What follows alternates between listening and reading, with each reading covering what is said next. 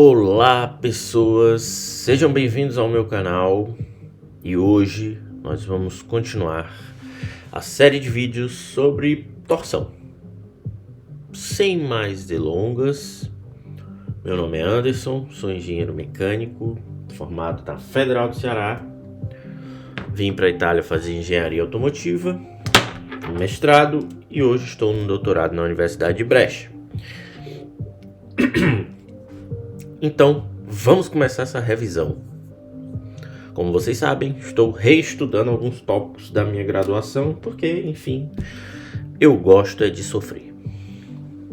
Certo? E hoje, fórmula da torção. No vídeo passado a gente estava falando disso, né? Quando um torque é aplicado em um eixo, ele cria um torque externo, no caso. Ele cria um torque interno, certo? Correspondente na parte interior do eixo, certo? E foi o que a gente viu no vídeo passado. Posso pegar aqui já um desenho, só para aproveitar. Pronto. Copy. Vou deixar aqui pão de bala.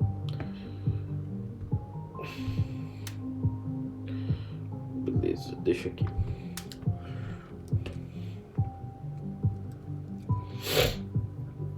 Então o objetivo agora é a gente escrever a fórmula, certo? Desse torque interno, certo? Com relação, né, com a distribuição da tensão de cisalhamento na seção transversal desse tubo ou do eixo. Isso também é válido para tubos, certo? Você só tem que contabilizar ali o fato de que a seção transversal é diferente, né?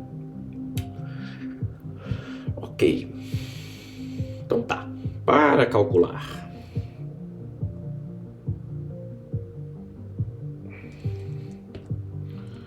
Para desenvolver a fórmula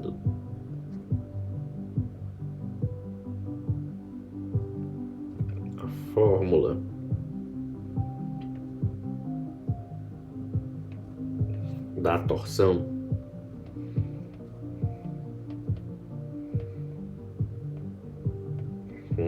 deve-se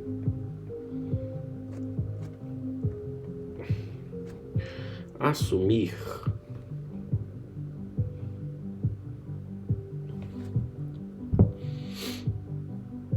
um material linear elástico.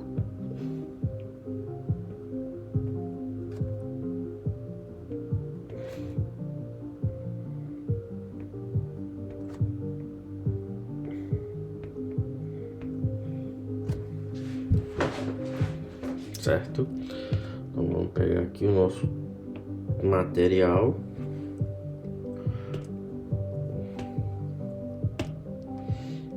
Material linear elástico. Por quê? Porque assim eu posso aplicar a lei de Hooke, certo?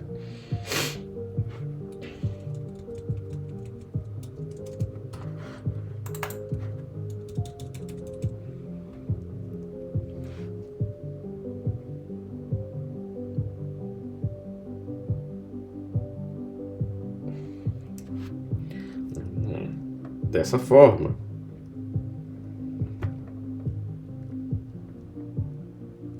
pode-se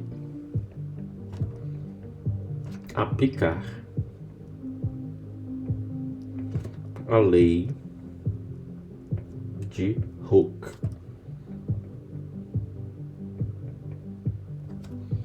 certo? Que diz que tal é igual a G, certo? Vezes gama. Gama é o que a gente viu aqui, certo? Tá aqui o gama, certo? Esse pequeno ângulo. E o G é o que? É um módulo. Tem um módulo de Young, tem um módulo de Young para cisalhamento. Certo. Beleza. Isso significa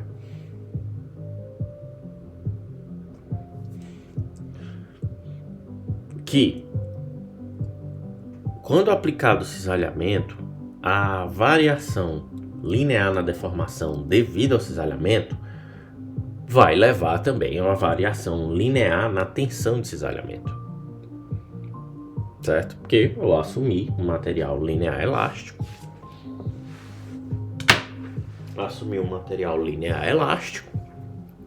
E isso me permite a ter relações lineares tensão-deformação. Assim. Se a variação... Sim, se não. A variação...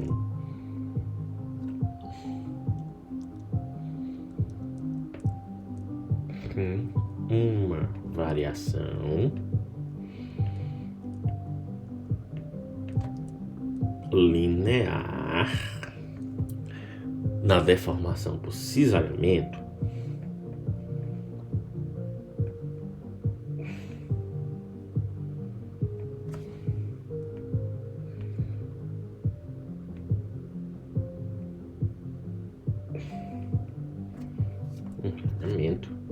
resultará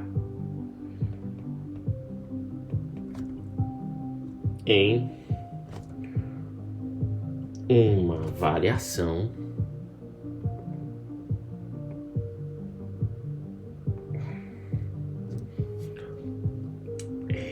linear também na tensão de cisalhamento.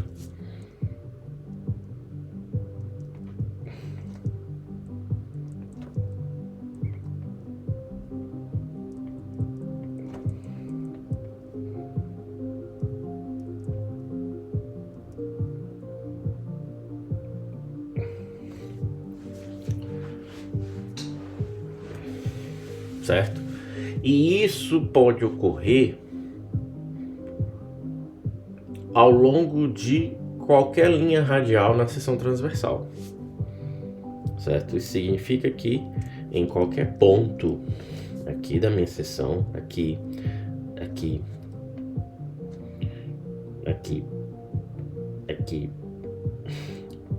pertinho, eu vou ter essa relação linear.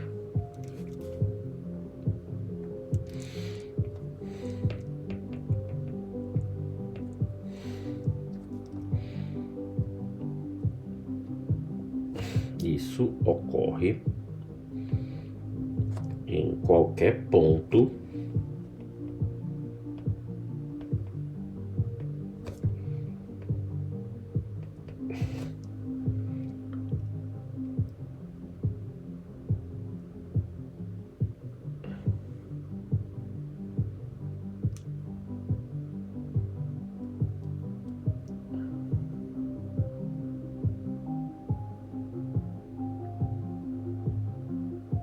qualquer linha, né? Qualquer ponto radial com uma distância radial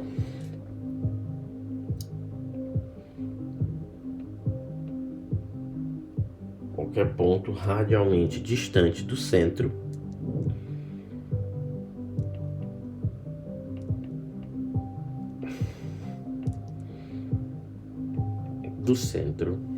da seção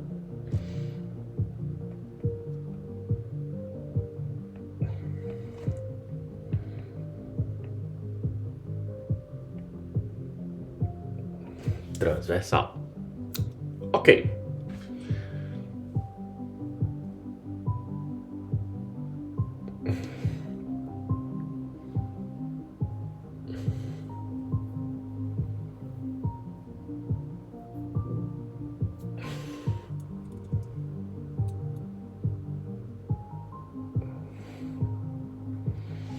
Então, vamos pegar o nosso eixo, trazer para cá e aumentar de tamanho. Deixar bem grandão aqui. Grande, grosso. Beleza. Aí Já sabemos aqui. Vamos pegar um elementozinho aqui. Vamos pegar outro elementozinho aqui. Certo? E aí, o que a gente vai ter? Vamos ter aquela distância que eu falei. Certo? Então, daqui pra cá, daqui pra cá. Certo? Aplicado o torque, a minha tensão de cisalhamento vai estar aqui. Certo? Aqui é uma tensão. Aqui, opa, aqui já é outra tensão. Beleza. Aí eu vou ter esse tracinho aqui. Essa tensão aqui é uma tensão máxima, porque como varia com o raio, né?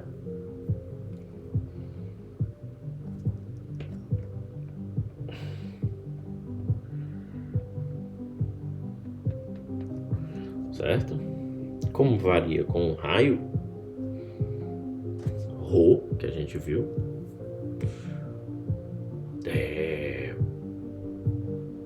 a tensão vai variar, a tensão vai ser máxima na extremidade do tubo.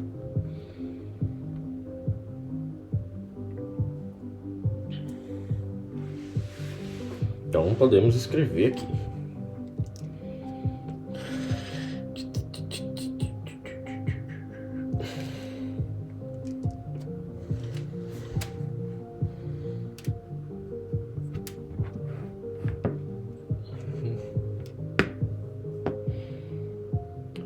Similarmente,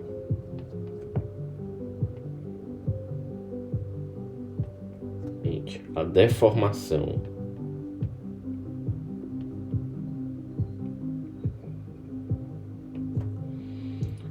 por cisalhamento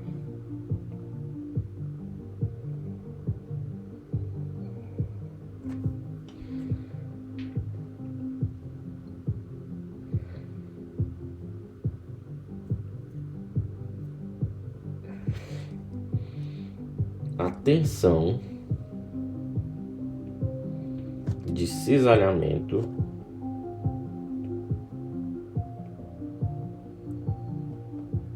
tal, e já vamos estabelecer aqui, tal é a tensão de cisalhamento, varia de 0 no centro da extremidade, no centro do eixo ou tubo,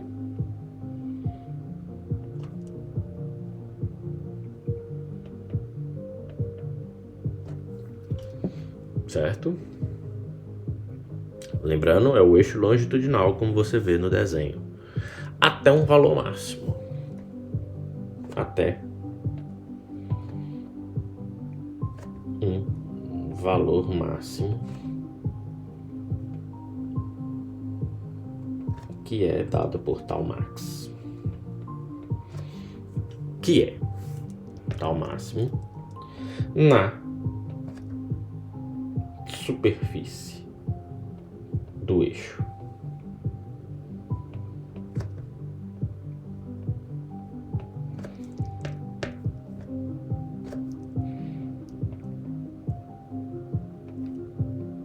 Certo? Superfície externa do eixo. Lembrando, gente, que esse vídeo ele tem como referência o livro do Hibbeler, ok? Tô seguindo o livro. Beleza. Só deixar claro porque eu não comentei no começo do vídeo.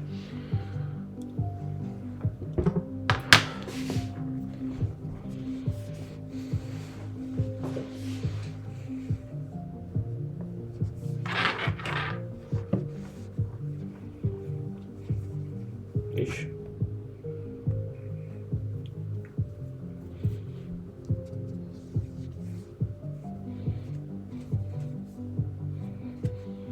Pronto, vambora.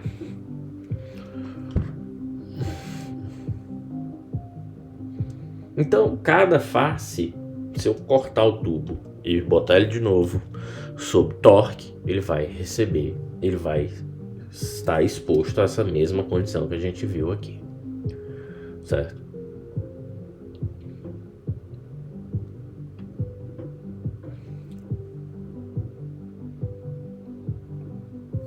Então vamos considerar aqui o raio externo.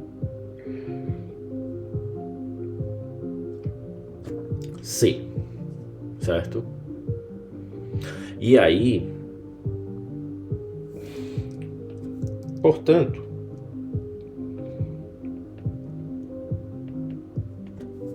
aplicando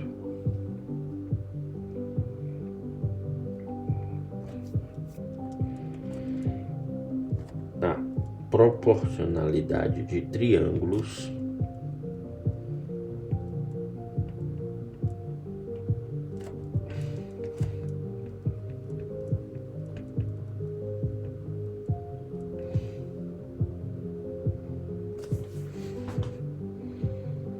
certo?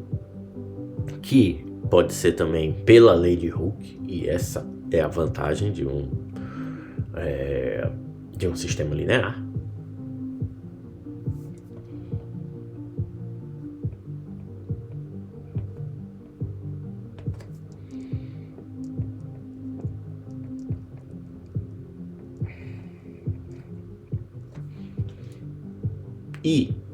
E o que? E no vídeo passado a gente viu a equação para gama, certo? Já tem aqui tal G gama, ok. Eu tenho aqui a equação de gama. Gama é igual a ρ, gama máximo, dividido por C, ok.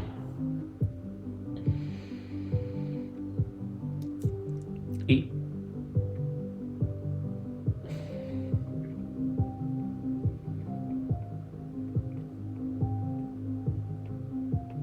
a equação gama é igual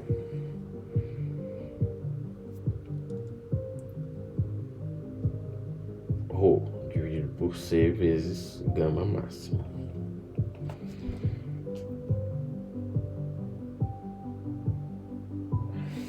Vamos escrever essa equação. Só botar assim. Portanto, aplicando a equação, ok. Fazer assim.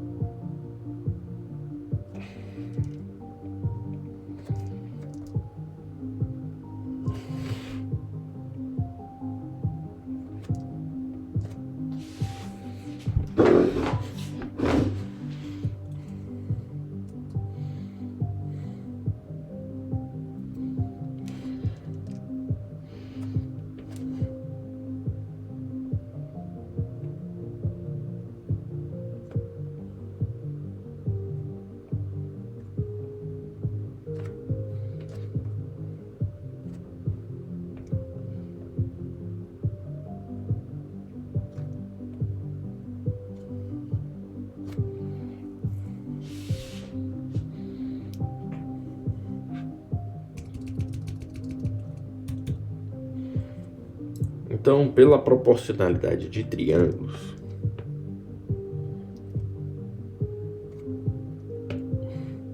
eu posso dizer que, pela proporcionalidade de triângulos, e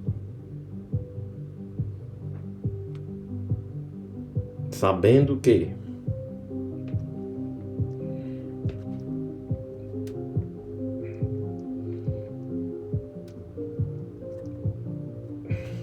pela proporcionalidade de triângulos e pela deformação, pela fórmula da deformação,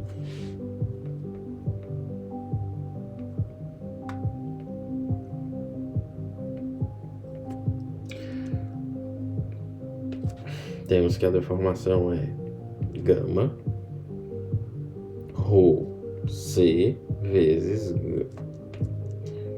gama máximo. Dessa forma, aplicando proporcionalidade de triângulos, eu sei que tal é igual a Rho C tal máximo. E tá aqui, fecha os parênteses. Então temos aqui,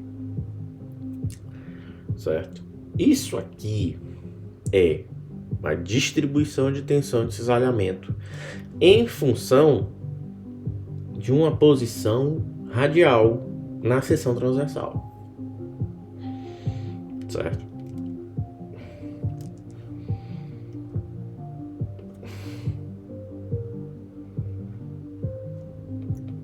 Dessa forma,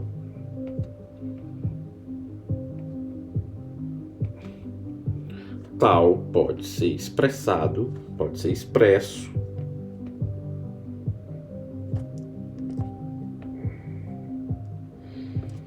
em função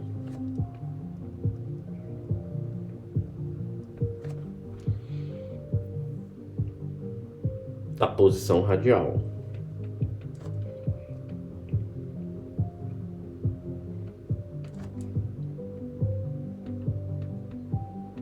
Radial Rho na seção transversal.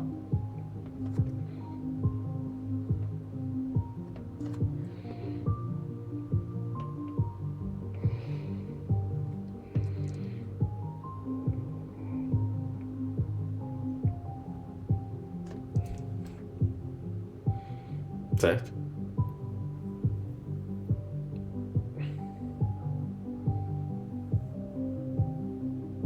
Ou seja, eu tô aqui dizendo que a minha tensão ela está distribuída na seção transversal conforme a geometria desse componente, certo?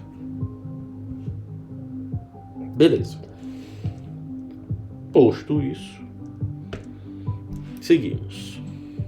Mas vamos prestar atenção na figura.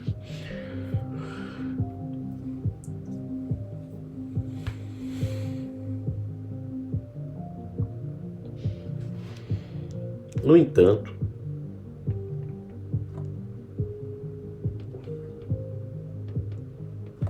o torque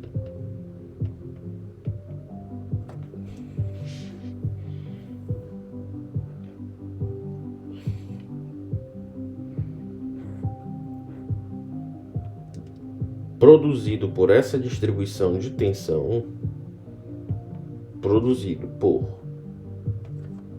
tal em função de Rho, né?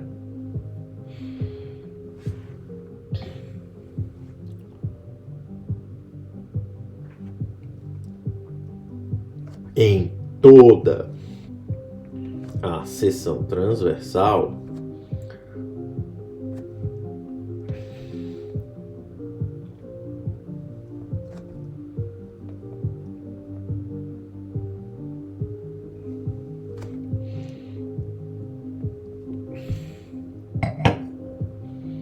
seja equivalente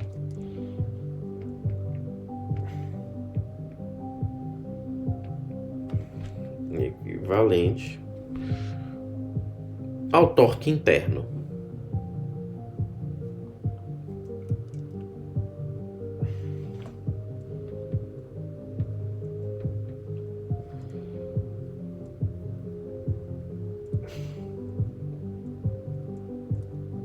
Interno T nesta seção,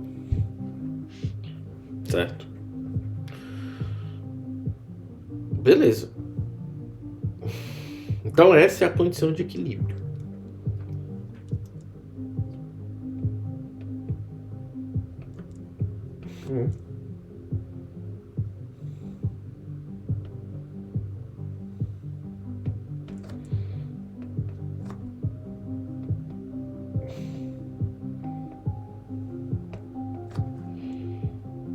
para esse sistema.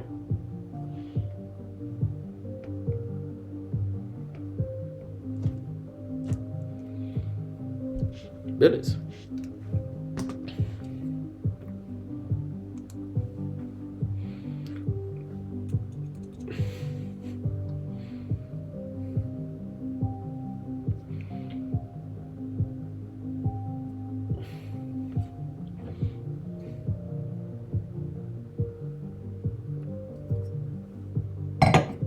Agora vamos observar essa seção com uma forma um pouquinho mais detalhada.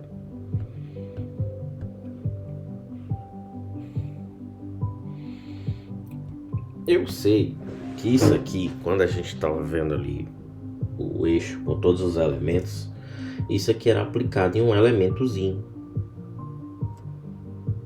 né?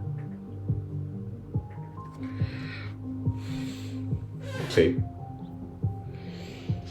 Cada elemento desse tem uma área diferencial, certo? Um elemento de área localizado a uma distância radial ρ.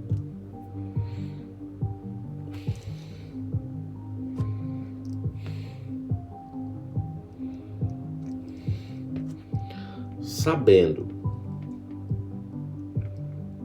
que cada elemento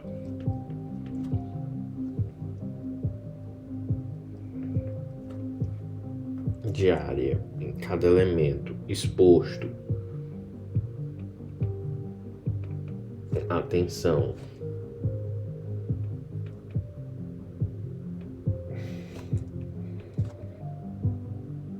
tem uma área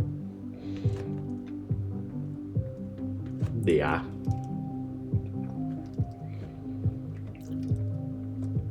a força de cisalhamento pode ser derivada disso. Pode ser obtida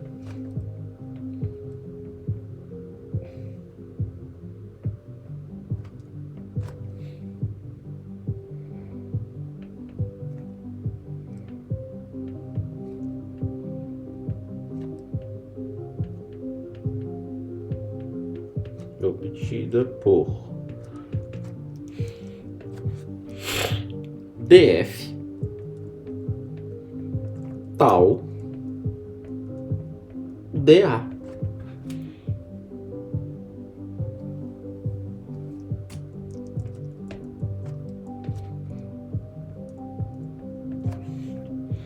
Certo?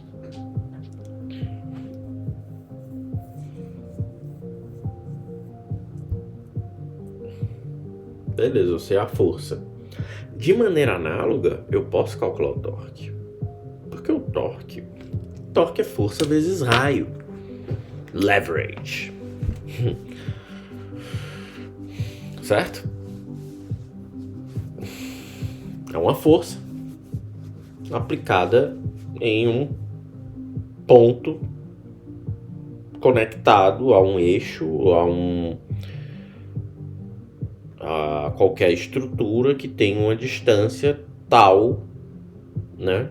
Uma distância qualquer até o ponto de fixação, que nesse caso é ρ.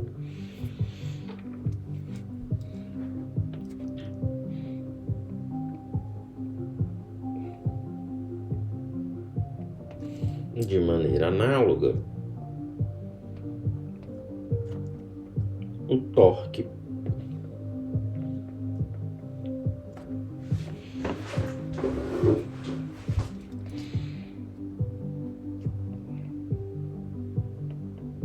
produzido por dF é dado por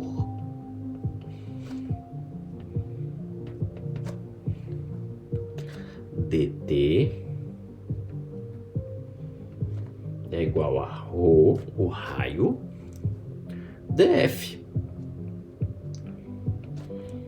Logo, dt será ρ tal dA.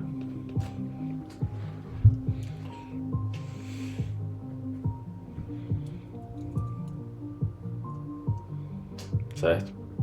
Agora eu posso integrar isso aqui, certo? Beleza. Então,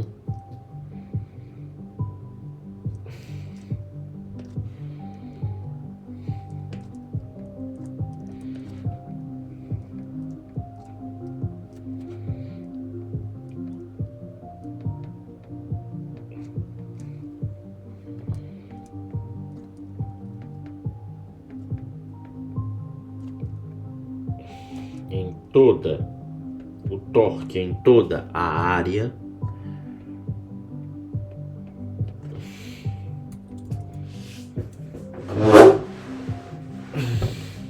não, toda a seção transversal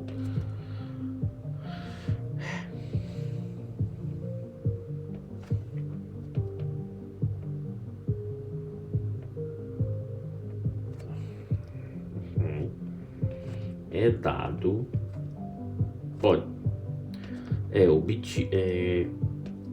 obtido integrando a equação anterior.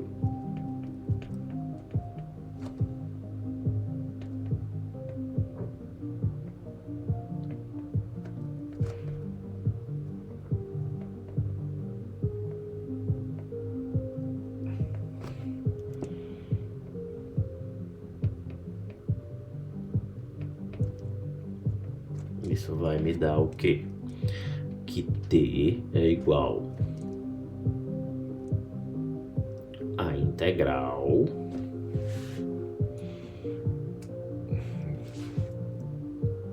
da área, certo? Da área dA, né? Que a gente estava vendo.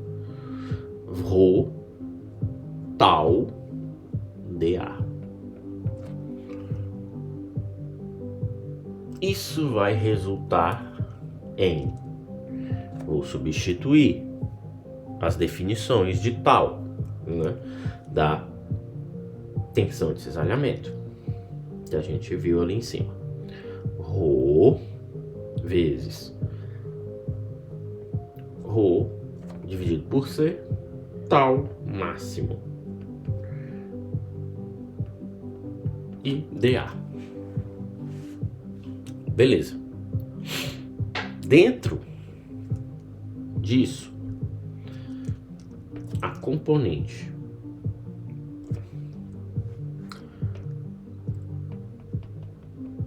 tal máximo e C são parâmetros constantes.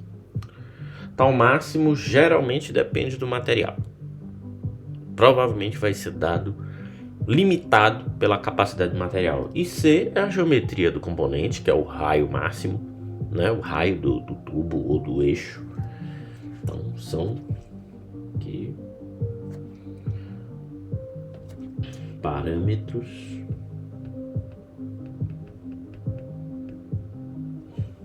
fixos. Logo, o torque será tal máximo, tensão de cisalhamento máxima suportada, integral Rho ao quadrado dA. Ou seja, o que importa no torque do eixo é a geometria do eixo.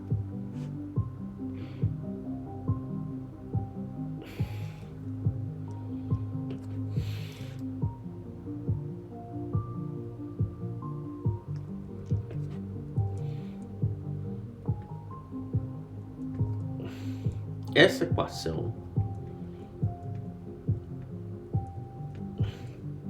descreve que o torque em um eixo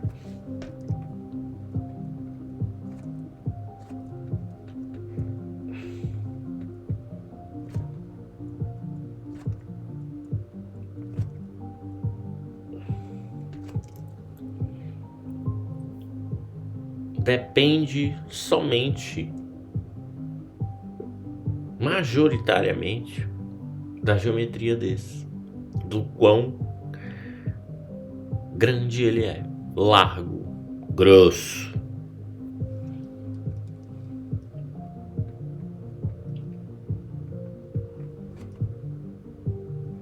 depende majoritariamente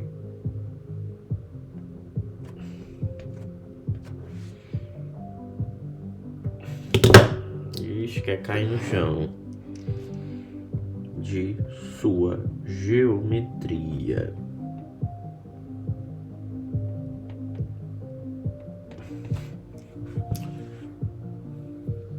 Ok.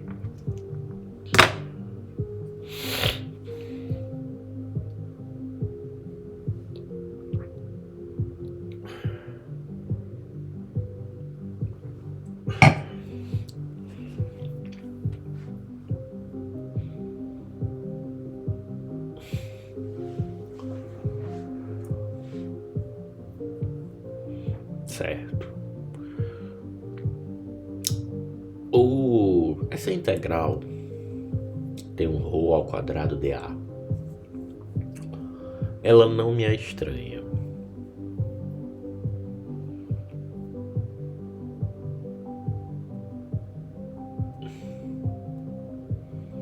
Certo?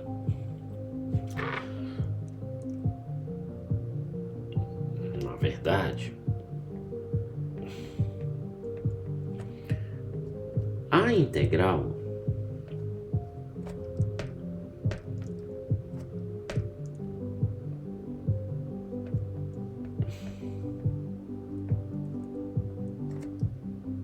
é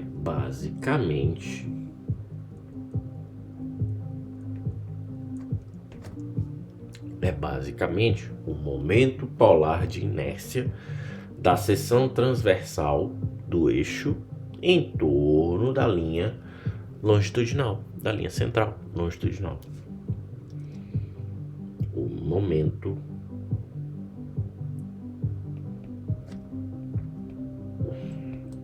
polar de inércia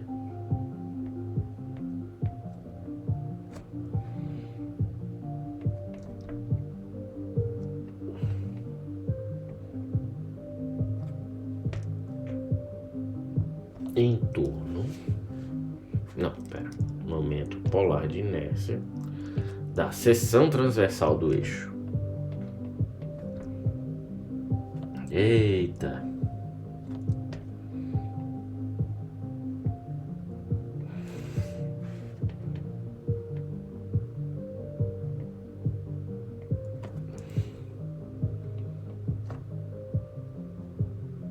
Do eixo,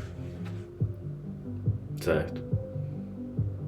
Em torno da linha longitudinal.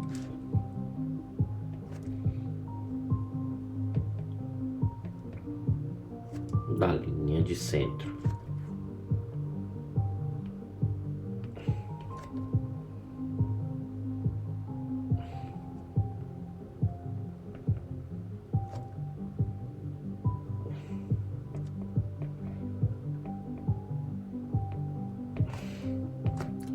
Certo?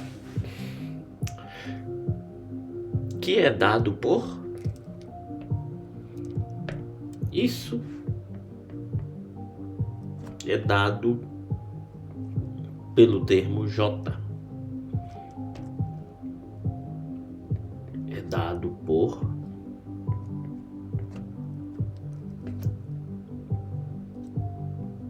J.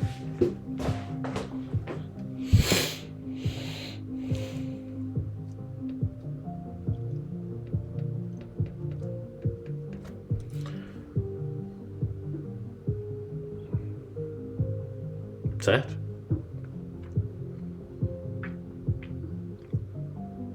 Logo, eu posso rearranjar minha equação.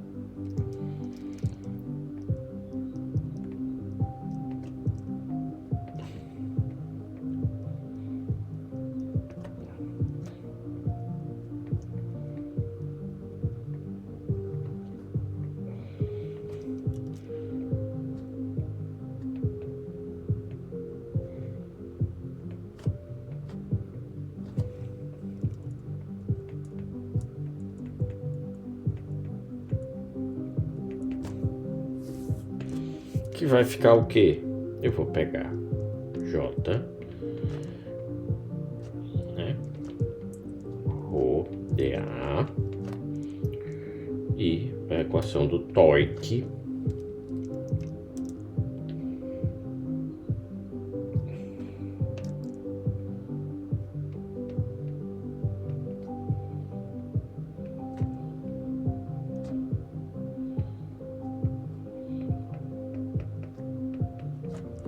tem um aqui, né?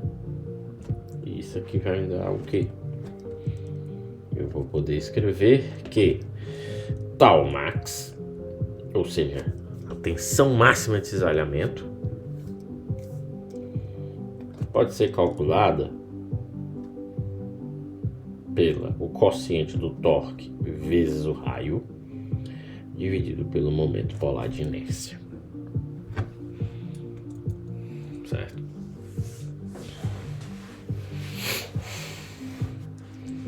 Então temos aqui raio, momento polar de inércia e torque.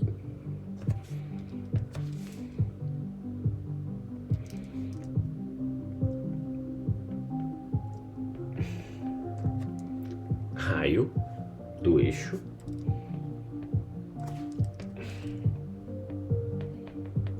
ou tubo, torque aplicado, certo? Torque interno,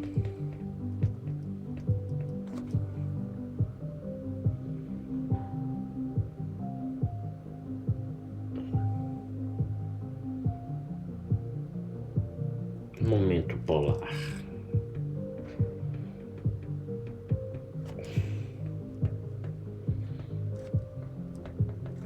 de inércia.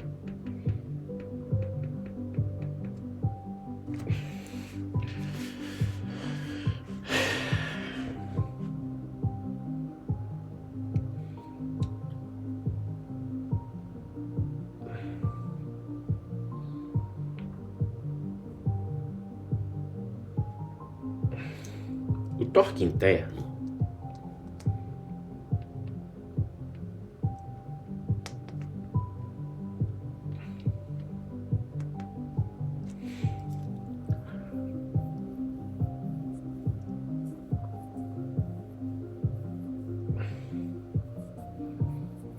é determinado, pode ser calculado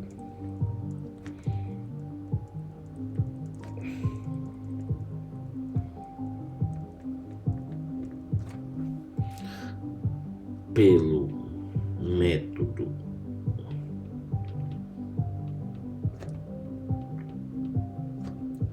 das seções,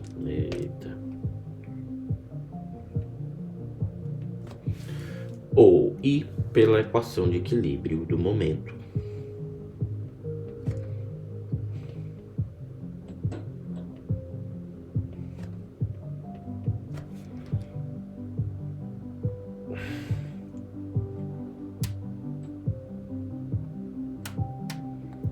De equilíbrio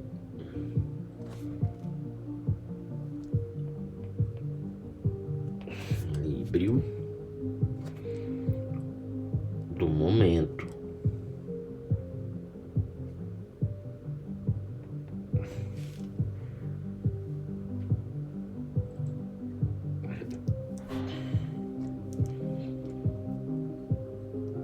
Certo.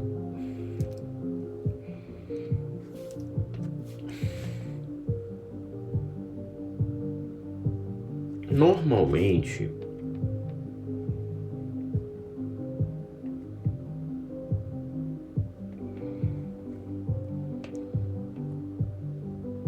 se busca as tensões internas.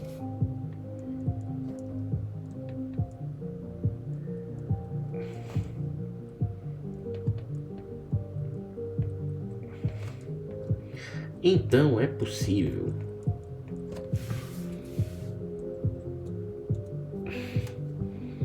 usar as definições acima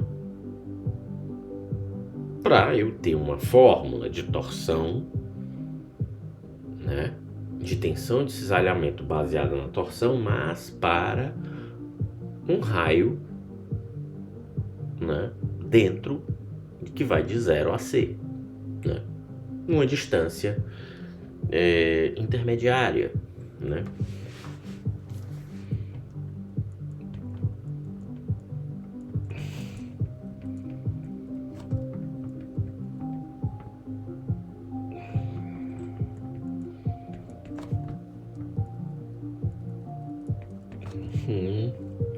É possível.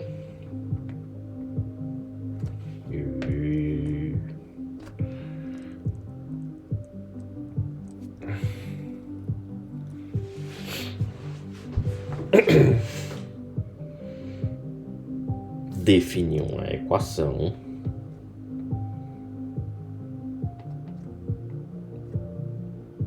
A.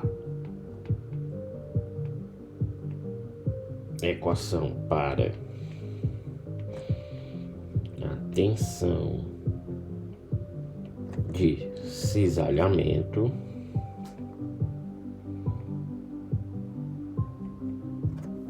em um raio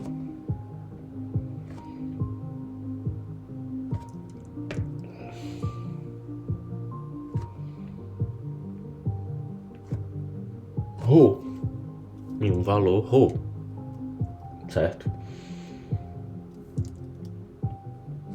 Que seria o quê? Tal igual a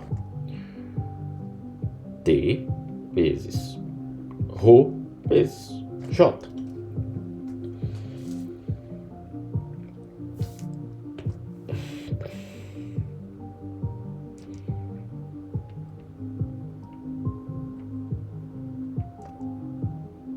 As equações acima são a definição de fórmula da torção.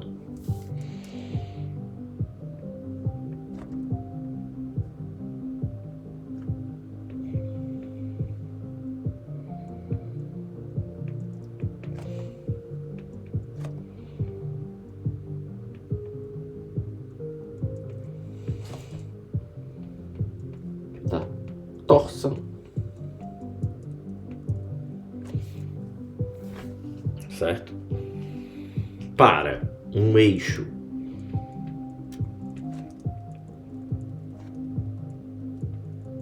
circular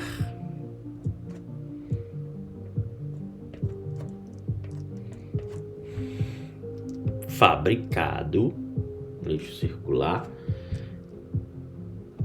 e fabricado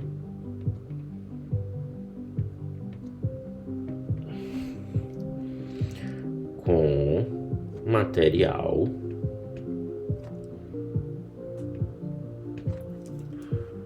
uniforme, homogêneo, né?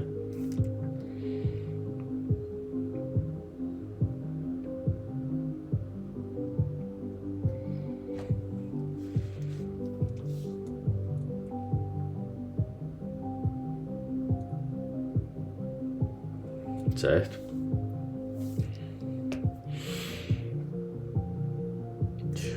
Se eu não me engano, seriam materiais isotrópicos, né?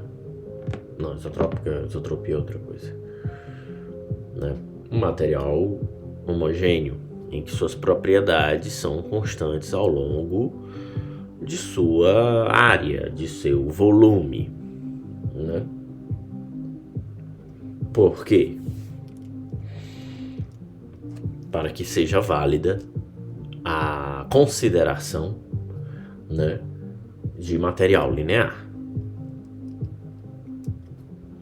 E aí eu posso fazer aquelas considerações de deformação linear, né?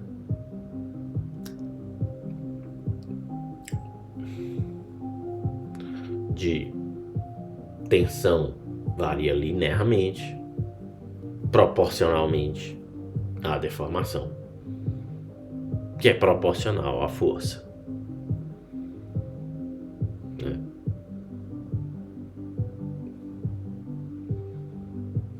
Beleza.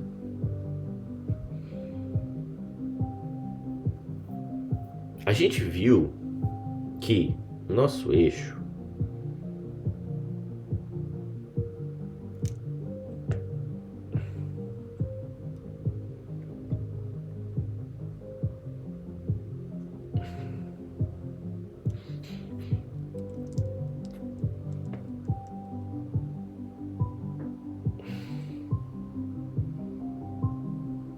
tem uma variação de raio aqui, como a gente viu, né?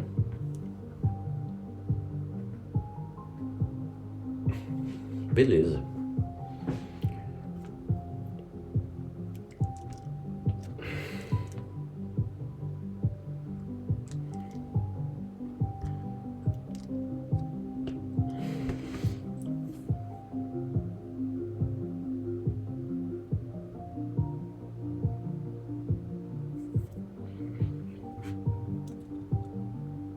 Beleza. A gente viu que o nosso eixo ele tem um raio que vai de 0 a C. E a gente definiu ali o nosso momento polar de inércia. Certo? Ok.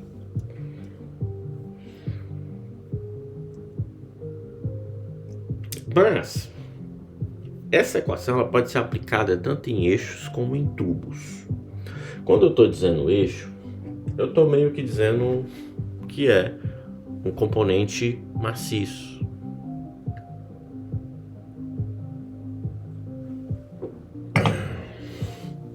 Certo?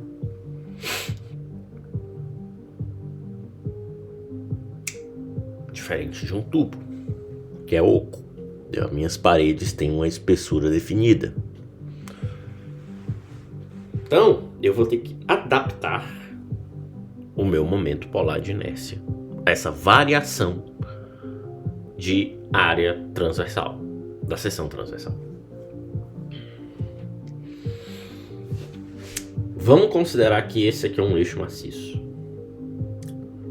Eu disse que a minha área é DA, certo?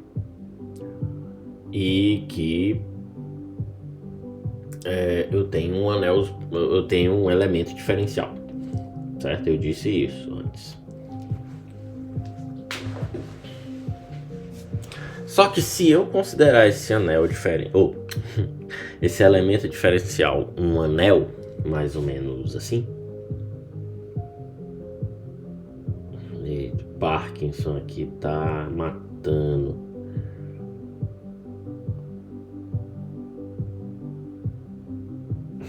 Certo? Aí eu posso dizer que esse anel ele tem uma espessura também diferencial. E essa espessura é dada por dP, ou dρ. Então, eu posso adaptar agora a equação, considerando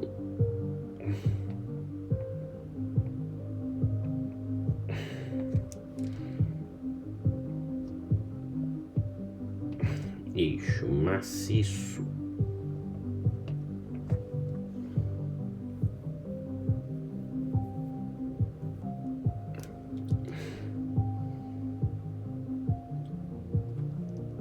e assumindo o elemento diferencial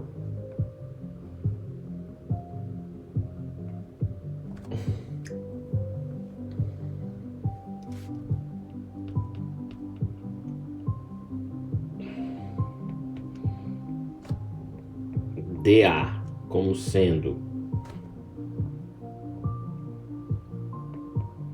um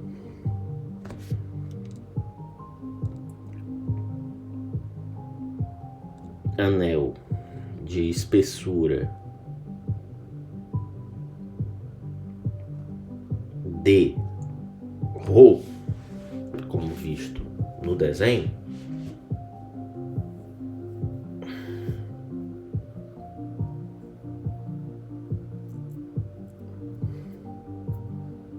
sul e circunferência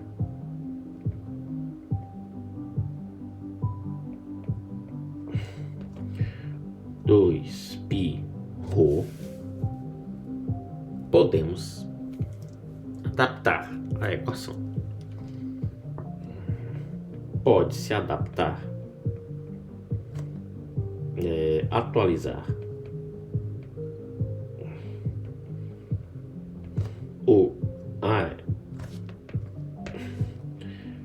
a equação do momento polar de inércia.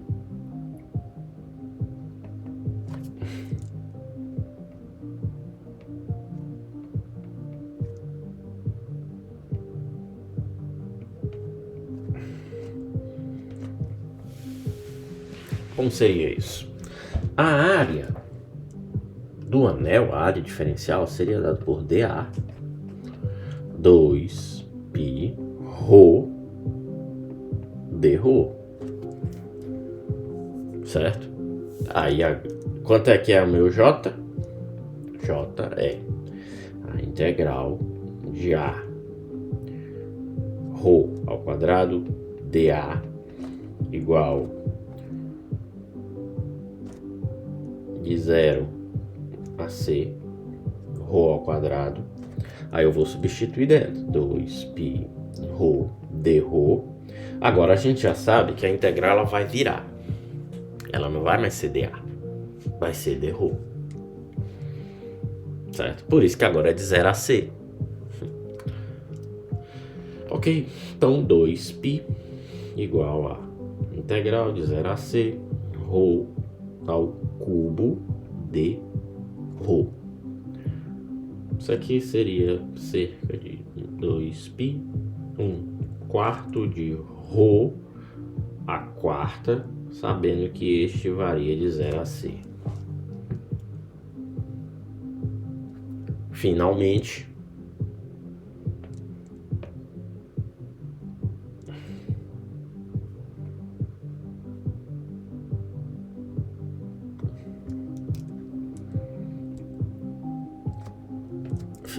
isso seria igual ao quê? Eu substituindo tudo. Π dividido por 2 vezes C a quarta. Logo, o momento polar de inércia de um eixo maciço é π dividido por 2 vezes o raio máximo, o raio externo elevado à quarta.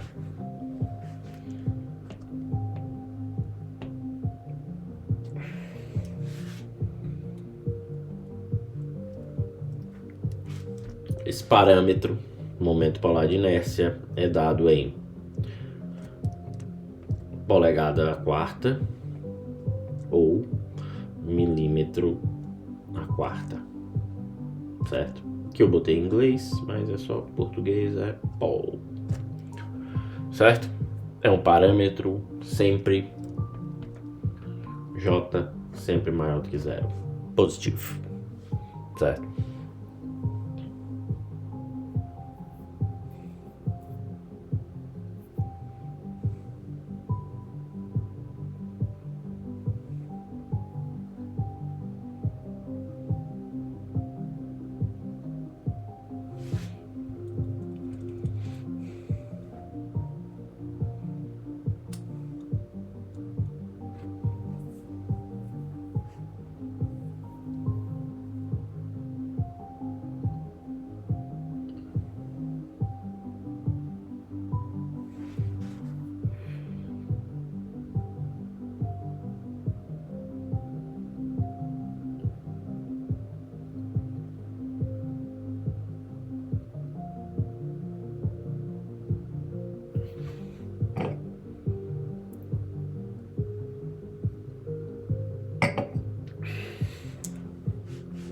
Então temos aqui a definição do momento polar de inércia, uma propriedade puramente geométrica.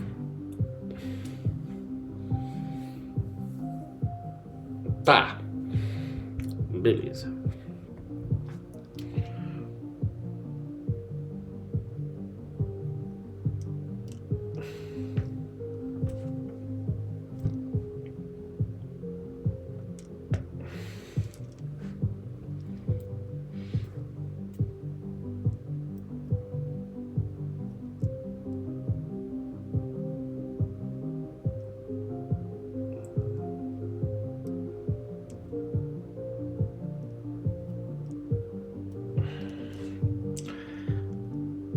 si.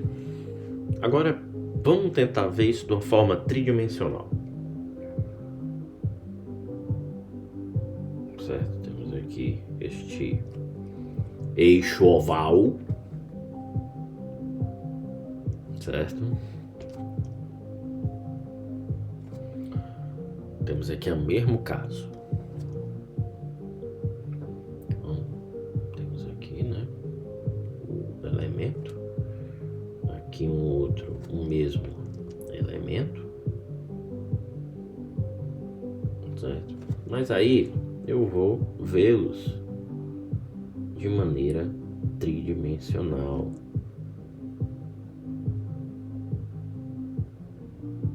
Certo?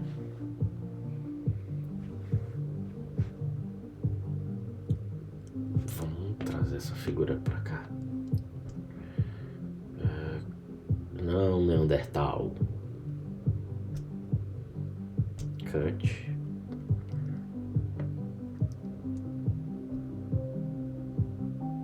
Certo, vamos botar aqui. Beleza. E só que agora o que é que eu tô fazendo? Vendo dessa forma, eu tô pegando um elemento de volume, certo? Aí aqui a gente vê que a nossa tensão de cisalhamento tá aqui, tal max. Mas se eu pegar isso aqui, meter o zoom,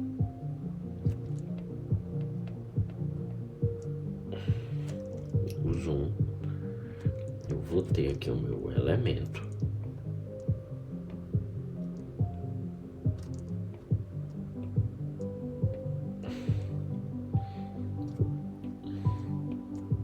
Certo? Eu vou estar aqui meu tal máximo.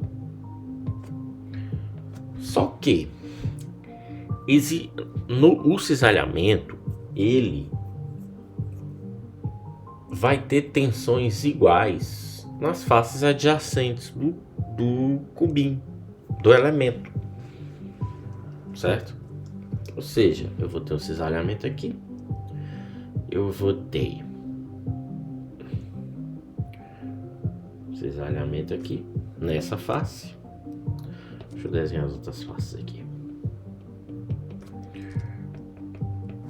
certo? Aí eu vou ter um cisalhamento aqui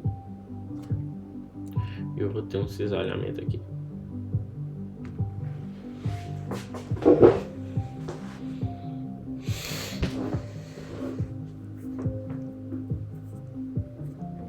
Então,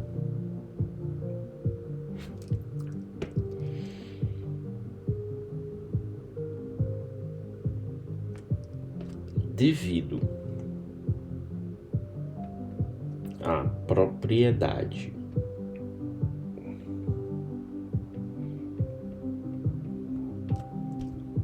complementar do cisalhamento,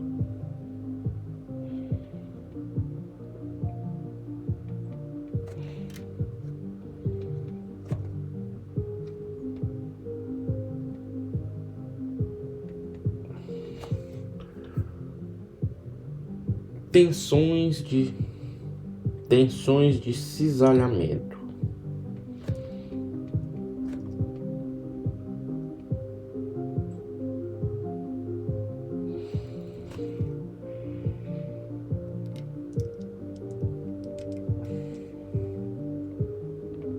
iguais serão produzidas, surgirão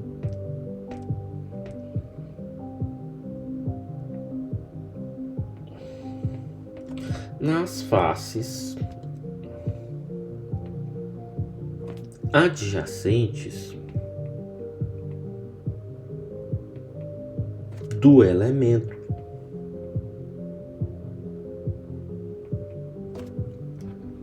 Certo?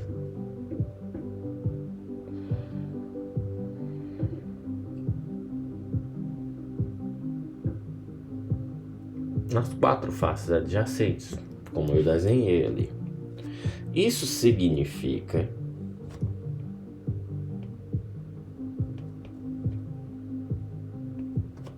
que o torque interno T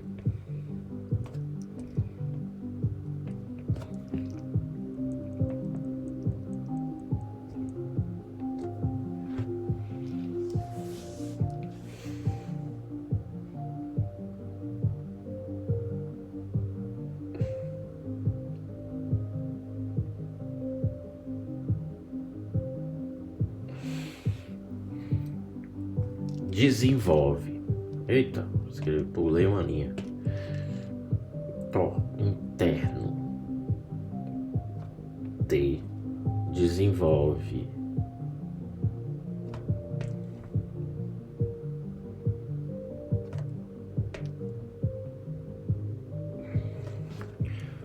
uma distribuição linear de cisalhamento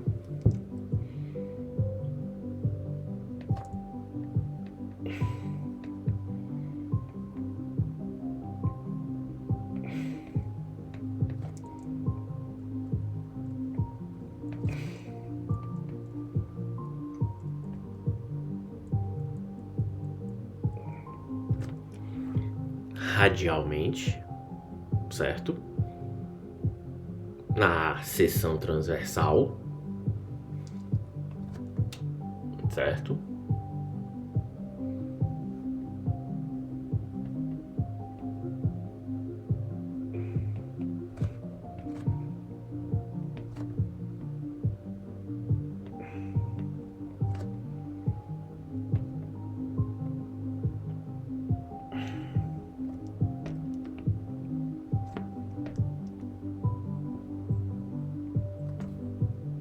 E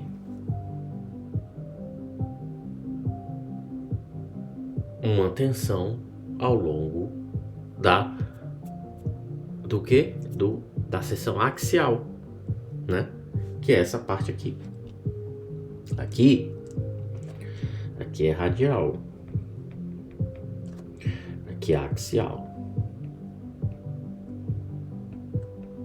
Certo? Então vou desenvolver aqui e aqui ao longo do eixo. Então desenvolve radialmente na seção transversal e uma componente